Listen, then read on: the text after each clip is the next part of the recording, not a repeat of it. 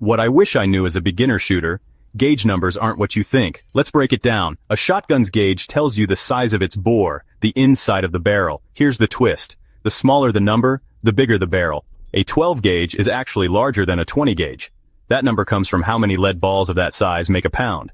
Only .410 shotguns use the actual diameter instead. Remember, only use shells that match your shotgun's gauge. Check your barrel and shells for the gauge markings. Subscribe for more quick gun guides.